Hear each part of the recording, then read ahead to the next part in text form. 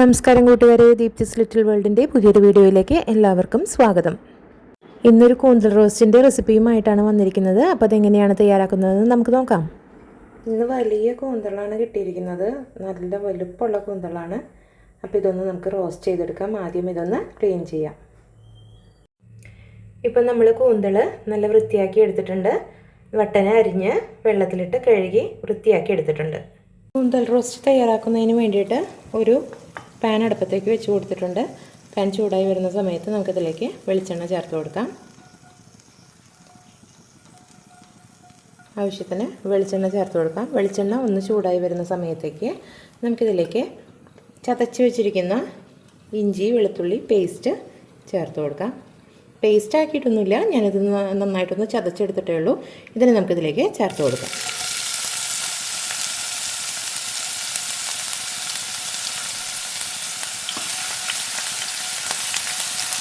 ഇതിലേക്ക് 2 പച്ചമുളകിനെ നടുകെ കീറിയതാണ്, അത് ചേർത്ത് കൊടുക്കാം. അതോടൊപ്പം തന്നെ ആവശ്യത്തിന് കറിവേപ്പില ചേർത്ത് കൊടുക്കാം. ഇതൊന്ന് നന്നായിട്ട് ഇളക്കി കൊടുക്കാം.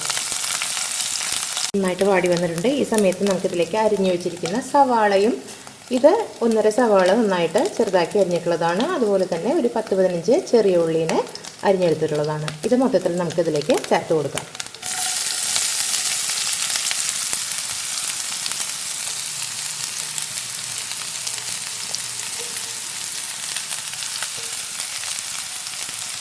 ഇതിനെ ഒന്ന് നന്നായിട്ട് ഇളക്കി യോജിപ്പിച്ച് കൊടുക്കാം. ഇതിലേക്ക് ആവശ്യത്തിന് ഉപ്പ് ചേർത്ത് കൊടുക്കുന്നുണ്ട്. ഉപ്പ് ചേർത്തിട്ട് ഒന്ന് നന്നായിട്ട് ഇളക്കി യോജിപ്പിച്ച് കൊടുക്കാം.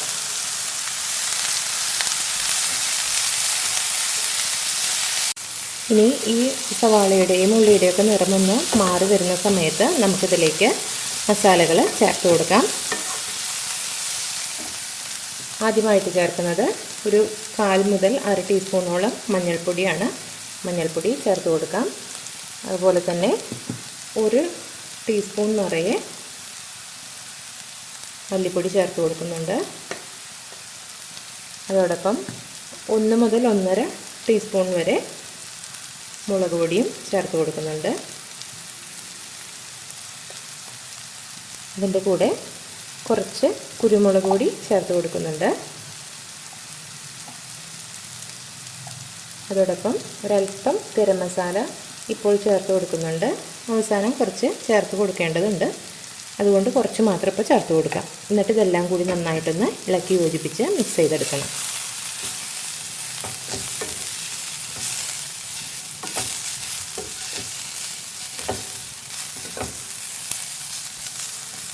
ഇതിലേക്ക് ഒരല്പം പെരുംജീരകപ്പൊടി ഞാൻ ചേർത്ത് കൊടുക്കുന്നുണ്ട്. ഇതിന് നല്ലൊരു ഫ്ലേവർ തരും. ഞാൻ നേരത്തെ ചേർക്കാൻ മറന്നുപോയി, അതിപ്പോൾ ചേർത്തിട്ടുണ്ട്. നന്നായിട്ടൊന്ന് ഇളക്കി യോജിപ്പിച്ച് കൊടുക്കാം. ഇതിൻ്റെ പച്ചമണമൊക്കെ മാറുന്ന സമയത്ത് നമുക്കിതിലേക്ക് തക്കാളി ചേർത്ത് കൊടുക്കാം. തക്കാളിയെ നന്നായിട്ട് ചെറുതാക്കി അരിഞ്ഞിട്ടുള്ള തക്കാളിയാണ്. ഒരു 2 ചെറിയ തക്കാളിയാണ് അരിഞ്ഞെടുത്തിരിക്കുന്നത്. അത് നമുക്കിതിലേക്ക് ചേർത്ത് കൊടുക്കാം.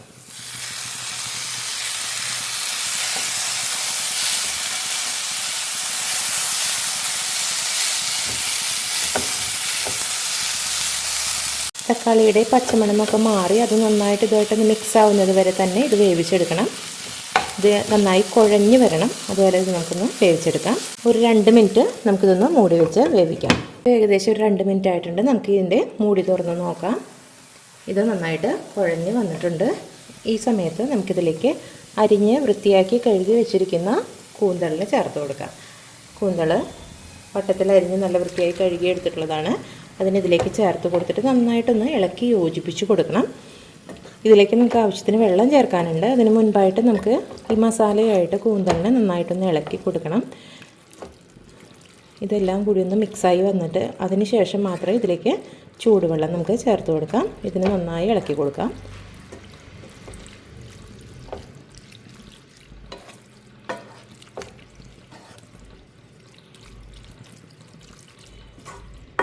ഇപ്പോൾ നമ്മളിത് നന്നായിട്ട് ഇളക്കി യോജിപ്പിച്ച് കൊടുത്തിട്ടുണ്ട്. ഇനി ഇതിലേക്ക് നമുക്ക് ചൂടുവെള്ളം ആവശ്യത്തിനുള്ളത് ചേർത്തിട്ട് മൂടി വെച്ച് വേവിച്ചെടുക്കാം. ചൂടുവെള്ളമാണ് ചേർക്കുന്നത്. ചൂടുവെള്ളം ചേർത്ത് കൊടുക്കാം. ഈ കൂന്തളിന് മുകളിൽ നിൽക്കുന്ന രീതിയിൽ വേണം വെള്ളം ഒഴിച്ചു കൊടുക്കാൻ വേണ്ടിയിട്ട്. ഇനി ഇതിനെ നമുക്കൊന്ന് വേവിച്ചെടുക്കാം. കുറച്ച് സമയം മൂടി വെച്ച് വേവിക്കാം. കൂന്തൽ നന്നായി വെന്ത് കിട്ടേണ്ടതുണ്ട്. നമ്മളിതൊന്ന് ഇടയ്ക്കൊന്ന് തുറന്നിട്ട് ഇളക്കി കൊടുക്കേണ്ടതുണ്ട്. ഇപ്പോൾ ഏകദേശം ഇതിൻ്റെ നന്നായി തിളച്ച് വന്നിട്ടുണ്ട്. ഈ സമയത്ത് നമുക്കിതൊന്ന് തുറന്ന് വെച്ചിട്ടിനി വേവിച്ച് കൊടുക്കാം. ഇത് നന്നായിട്ട് ഒന്ന് മസാലയൊക്കെ ഇതിൽ പിടിച്ച് വറ്റി വന്നിട്ടുണ്ട്. ഒന്നും കൂടി കുറുകി വരുന്ന സമയത്ത് നമുക്ക് ഗ്യാസ് ഓഫ് ചെയ്ത് ഇതിനൊരു ബൗളിലേക്ക് മാറ്റി കൊടുക്കാം. ഇതിൻ്റെ മുകളിലേക്ക് അവസാനമായിട്ട് ഒരല്പം ഗരം മസാല നമുക്ക് ചേർത്ത് കൊടുക്കണം. ഒന്നുകൂടി ഇതൊന്ന് വറ്റി വരട്ടെ. ഇവിടെ കൂന്തൽ റോസ്റ്റ് ഇവിടെ റെഡി ആയിട്ടുണ്ട്. ഈ സമയത്ത് നമുക്കിതിലേക്ക് ഒരല്പം ഗരം മസാല മുകളിലേക്ക് ചേർത്ത് കൊടുക്കാം. അതോടൊപ്പം തന്നെ ഒരല്പം വേപ്പില കൂടെ ചേർത്ത് കൊടുക്കുന്നുണ്ട്. ഒരല്പം വേപ്പിലയും കൂടി ചേർത്ത് കൊടുത്തിട്ട് നമുക്കിത് ഗ്യാസ് ഓഫ് ചെയ്യാം. അപ്പോൾ നമ്മുടെ കൂന്തൽ റോസ്റ്റ് ഇവിടെ തയ്യാറായിട്ടുണ്ട്. എല്ലാവരും ഒന്ന് ട്രൈ ചെയ്ത് നോക്കണം, അഭിപ്രായങ്ങൾ പറയണം. അപ്പോൾ അടുത്ത വീഡിയോയിലൂടെ നമുക്ക് വീണ്ടും കാണാം.